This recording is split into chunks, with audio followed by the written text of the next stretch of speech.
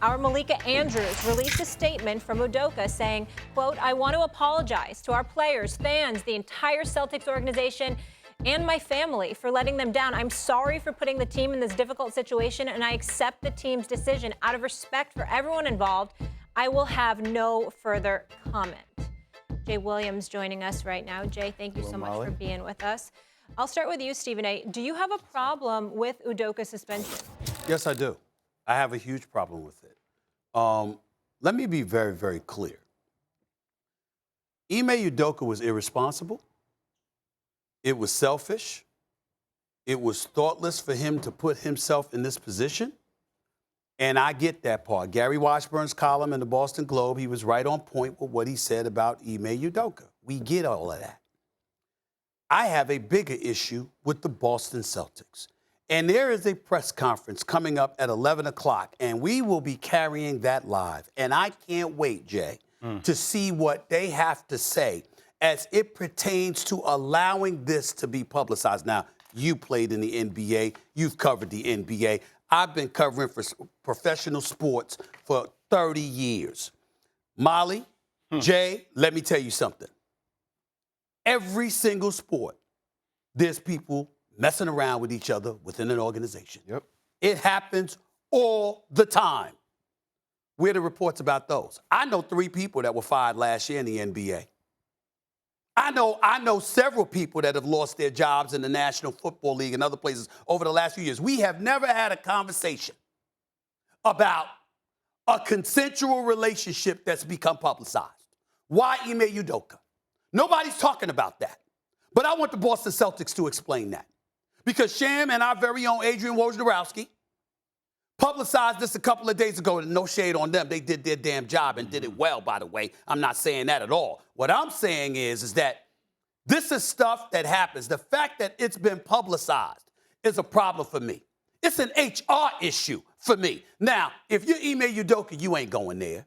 Because if you tried to sue or anything like that, you'll never get another job in the NBA again. Let's call it what it is, okay? We understand the situation that he's in. And according to my sources, and Woj can confirm this better than me, he was given a choice. Fired, resign, or take the suspension. My point is this, and I said this yesterday, Jay. Fire him or keep him. One or the other. Why would you keep him but suspend him, allow it to get leaked out what transpired, and so now there's a whole bunch of victims here. And by the way, let's also understand this female victims here. There was some woman that all over social media and beyond, people were saying it was her. It wasn't even her.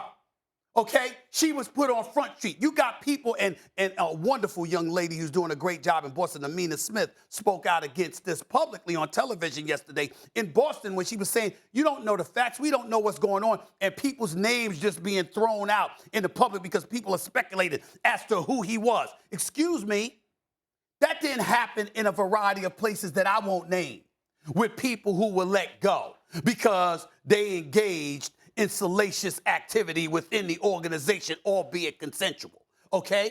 And so now people are going to look, well, who is this woman? Was she married? Was she single? What's the situation there? We're going to ask about Ime Udoka and what his personal life is.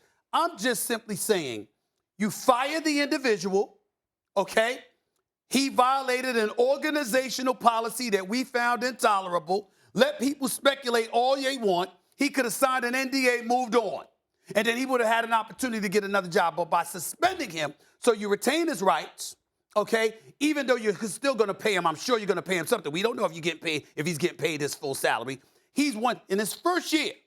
He took them to the finals. That means after this season, he was in a position to get his salary tripled. Well, that's out the window. So you can't go elsewhere because they got your rights. You have to stay there for less than what you were scheduled to earn. What you were going to earn with a contract extension is now put in jeopardy. And all of this because of a consensual relationship that violated organizational policy. You want to fire him, we can't say anything.